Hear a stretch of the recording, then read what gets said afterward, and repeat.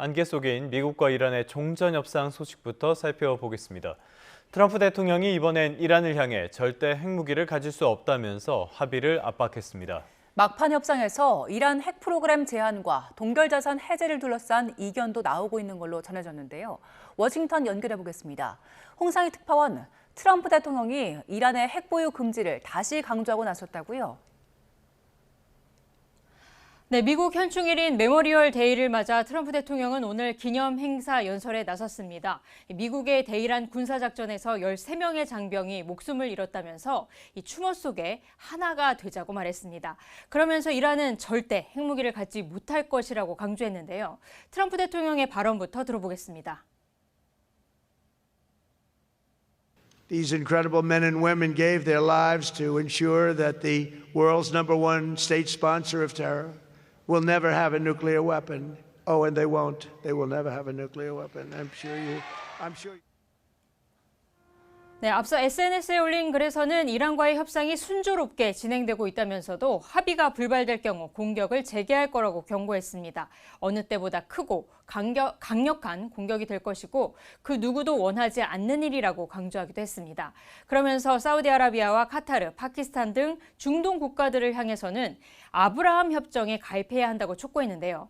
이 아브라함 협정은 이스라엘과 중동 국가들의 국교 정상화 사업으로 트럼프 대통령이 일기 때부터 추진을 해서 아랍에미리트와 바레인 등이 가입을 했습니다. 트럼프 대통령은 미국의 노력을 고려하면 최소한 이들 국가들이 아브라함 협정에 의무적으로 서명해야 한다고 말했습니다. 지난 23일 이들 나라 정상들의 요청으로 자신이 이란에 대한 공격 재개를 보류한 만큼 이번에는 자신의 요구사항을 받아들이라는 뜻으로 풀이됩니다.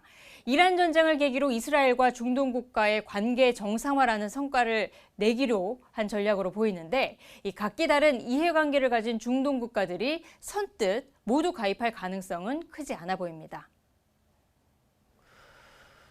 네, 어제까지만 해도 협상 타결 임박 소식이 전해졌었는데요. 다시 난항을 겪고 있다는 분석도 나왔죠. 네, 월스트리트저널은 협상이 다시 난항에 빠졌다는 분석을 내놨습니다. 중재국 당국자들을 인용해서 미국과 이란이 핵 프로그램 중단 등 제한 조치, 또 대이란 제재 완화를 놓고 이견을 좁히지 못하고 있다고 보도했습니다. 미국과 이란이 60일 휴전 연장, 또 호르무즈 해협 개방을 골자로 한 양해각서 체결에 의견을 모으면서 곧 합의가 이뤄질 거라는 트럼프 대통령의 언급이 어제 있었죠. 하지만 미국이 이란의 핵 프로그램에 대한 이 선제적인 제한 조치를 요구하고 있고 이란은 미국의 자산 동결 해제 보장을 요구하면서 다시 교착 상태에 빠졌다는 설명입니다. 이란에 대한 일부 제재를 완화할 경우 핵 협상을 지연할 가능성이 크다는 게 미국 측의 우려인데요. 전문가의 분석 들어보시겠습니다. It will have very general terms about Iran's nuclear commitments. The details will have to be negotiated later. And those details might never be finalized, just like the Gaza ceasefire agreement that never went into phase 2. 월스트리트저널은 또 이스라엘은 합의가 이뤄질 경우 이란과 헤즈볼라에 대한 압박이 약해질 수 있다면서 더 강력한 조건을 미국에 요구하고 있다고 덧붙였습니다. 이란의 동결자산 해제 문제를 둘러싼 줄다리기도 이어지고 있지요. 이란의 갈리바프 의회 의장 또 아바스 아라그치 외무장관이 카타르 도하를 방문하고 있습니다. 이란이 보유한 농축 우라늄과 함께 대규모 이란 자산이 동결돼 있는 카타르 정부와 이 동결 자산 해제 문제를 논의하고 있는 것으로 알려졌습니다. 이란 측은 미국과 이란의 양해각서 체결이 발표되면 일부 동결 자금은 바로 해제돼야 한다는 입장을 보이고 있다는 겁니다. 미국은 하지만 이란에 대한 동결 자산 해제는 호르무즈 해협 개방과 핵합의 이행 이후 가능하다는 것으로 이행 시점을 놓고 이견이 여전한 것으로 보입니다. 미국과 이란의 막판 신경전이 벌어지고 있는 가운데 이 트럼프 대통령이 핵을 가질 수 없다고 다시 언급하면서 이란의 농축 우라늄 반출과 관련한 약속을 요구할 거라는 전망도 나오고 있습니다. 지금까지 워싱턴에서 전해드렸습니다. 정책선거 활성화를 위한 YTN과 중앙선거관리위원회의 공동기획 두 번째 순서입니다. 6.3 지방선거를 앞두고 일각에선 네거티브 공방이 심화하고 있지만 정책 선거를 알리려는 여러 노력도 이뤄지고 있는데요. 어떤 것들이 있는지 김도현 기자가 소개합니다. 6.3 지방선거를 앞두고 성인 발달장애인을 대상으로 정책 선거에 대한 교육을 진행하는 프로그램이 열렸습니다. 어떤 공약을 냈는지를 잘 살펴보고 뽑아야 합니다. 선거관리 주무기관인 중앙선거관리위원회와 장애인 전문기업이 함께 마련한 자리인데 정책과 선거, 공약 등 단어의 의미부터 자신에게 필요한 공약까지 하나하나 살펴봅니다. 이번 프로그램의 활동지입니다. 나에게 필요한 공약 주제를 고르거나 나만의 공약 만들기와 같은 프로그램을 직접 해볼 수 있습니다. 교육 참가자들은 어렵게만 느껴지던 선거가 조금은 더 가깝게 느껴진다고 말합니다. 정책에 대해서 잘 몰라가지고 근데 이번 수업을 통해서 조금 정책이 무엇인지 조금 알게 된 것 같아요. 이 21만 명의 발달장애인이 자신이 이제 원하는 공약을 가진 이제 후보자에게 투표할 수 있도록 그리고 어떤 공약이 나에게 필요한지 생각해보는 시간을 갖도록. 이 밖에도 중앙선관위는 정책 선거를 독려하기 위해 여러 곳에 흩어진 후보들 공약을 하나의 사이트로 통합해 운영하고 있습니다. 특히 후보자 공약을 음성 전환이 가능한 파일로 제공해 시각장애인의 정보 접근권도 확대했습니다. 또 지역 주민들의 희망 공약을 접수해 생활 밀착형 공약 발굴을 시도하면서 유권자 관심도도 높였고 지역별 유권자의 주요 관심 분야를 빅데이터로 분석해 열쇠말도 뽑았습니다. 정당 후보자가 정책 공약 개발에 활용할 수 있도록 지역별 주요 이슈를 정리한 공약 이슈 트리를 공개하고 한국정당학회와 한국정치학회 등도 청년층이 정책 선거에 관심을 가질 수 있도록 대학생 정책 공약 프로그램을 운영하고 있습니다. 정책 선거는 풀뿌리 민주주의의 기본, 이를 위한 여러 노력이 이어지는 가운데 유권자들의 선택과 지역 정가의 실천으로까지 이어질 수 있을지 주목됩니다. YTN 김다현입니다. 스타벅스의 이른바 탱크데이 마케팅 사태가 걷잡을 수 없이 커지자 결국 정용진 신세계그룹 회장이 오늘 직접 대국민 사과에 나섭니다. 정책권까지 가세한 이번 스타벅스 탱크데이 논란의 시작부터 정 회장의 직접 사과에 이르는 과정을 김세호 기자가 정리했습니다. 지난 18일 스타벅스 코리아는 텀블러 홍보 행사에 탱크데이, 책상의 탁이라는 표현을 썼습니다. 5.18 광주 민주화운동과 고문으로 숨진 고 박종철 열사를 희화화했다는 비판이 순식간에 확산했습니다. 스타벅스 코리아는 행사를 중단하고 2차례 사과문을 발표했지만 정용진 신세계 회장은 스타벅스 코리아 대표와 기획 담당 임원을 해임하며 수습에 나섰습니다. 같은 날 저녁 이재명 대통령은 SNS를 통해 스타벅스 코리아를 강도 높게 비판했습니다. 이튿날 정용진 신세계 회장은 용납할 수 없는 부적절한 마케팅이었다며 대국민 사과문을 발표합니다. 스타벅스 미국 본사도 사과에 나서며 철저한 조사와 재발 방지를 약속합니다.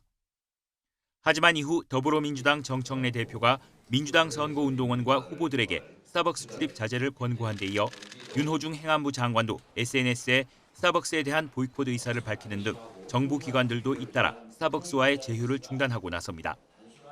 여기에 이재명 대통령은 23일 SNS에서 스타벅스를 겨냥해 또다시 거센 비판을 이어갔습니다.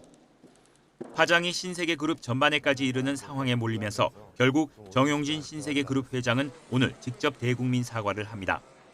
이 자리에서 이번 스타벅스 마케팅 경위에 대한 자체 진상 조사 결과도 함께 발표하는데 여론이 얼마만큼 수용할 수 있을지는 미지수입니다. YTN 김세호입니다. 김건희 씨가 이른바 매관매직 사건 재판 1심 선고를 앞두고 자신에게 명품 시계를 전달한 로봇계 사업가에게 잔금 명목으로 2,900만 원을 보낸 것으로 확인됐습니다. 사업가에게 시계 구매 대행을 부탁했을 뿐 청탁은 없었다고 주장해온 김 씨 측은 잔금 지급을 잊고 있다가 뒤늦게 전달했다는 주장인데 선고를 앞두고 정상 참작을 노린 것 아니냐는 해석도 나옵니다. 김대근 기자가 보도합니다.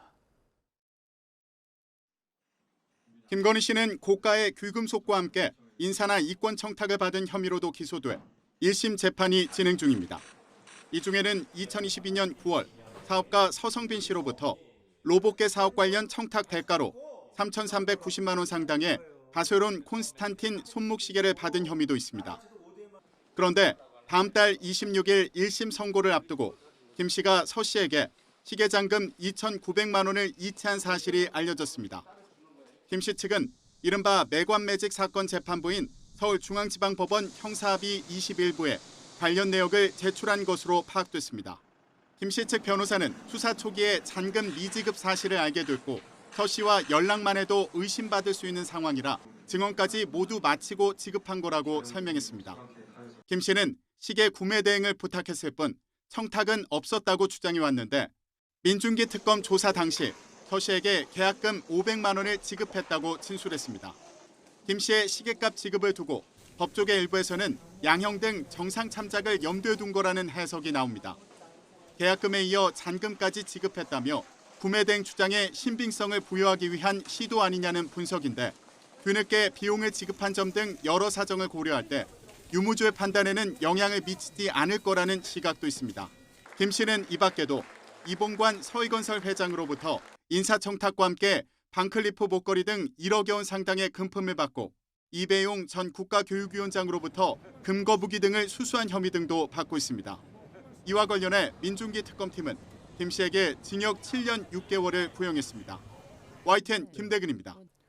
오늘은 전국적으로 강한 비바람이 예상됩니다. 특히 제주도와 남해안에는 시간당 50mm에 달하는 호우가 쏟아질 가능성이 있어 주의가 필요합니다. 김민경 기자가 보도합니다. 일상으로 돌아오는 화요일, 전국에 강한 비바람이 몰아칠 전망입니다. 남서쪽에서 다가오는 저기압이 뜨겁고 습한 공기를 우리나라로 대거 끌어올리기 때문입니다. 이번에도 강한 비는 제주도와 남해안을 중심으로 집중될 가능성이 큽니다. 남서쪽 저기압과 이제 남동쪽 고기압 사이의 기압 경도력에 의해서 제주도와 남해안은 하층 제트의 영향을 받게 됩니다. 호우특보 수준의 매우 강하고 많은 비가 내릴 것으로 예상됩니다. 한반도 남쪽의 저기압과 고기압 사이에서 바람이 맞물리며 비구름이 더욱 강하게 발달하는 겁니다. 내일까지 제주 산간에는 250mm 이상, 남해안과 지리산 부근에는 150mm 이상의 많은 비가 예상됩니다. 남부 내륙에는 최대 100mm, 수도권 등 중부지방은 20에서 80mm의 비가 내릴 전망입니다. 제주 산간과 남해안에는 한때 시간당 50mm 안팎의 강한 비가 집중될 걸로 보입니다. 수증기가 많이 몰려드는 남부지방, 대형 산지들이 위치한 곳을 중심으로는 비구름대가 추가적으로 더 발달하는 효과가 발생을 할 수 있기 때문에 많은 비로 인한 피해가 없도록 각별한 대비가 필요한 상황이고요. 이번 비는 곳에 따라 요란한 천둥 번개를 동반하겠고 순간적으로 초속 15m 안팎의 강한 바람이 부는 곳도 있겠습니다. 또 일부 해상에는 최고 3m 안팎의 높은 물결이 일 걸로 보여 풍랑특보가 내려질 가능성도 있습니다. 비는 모레 오전에 서쪽 지역부터 차차 그치겠지만 동해안은 낮까지 이어지는 곳이 있겠습니다. YTN 김민경입니다.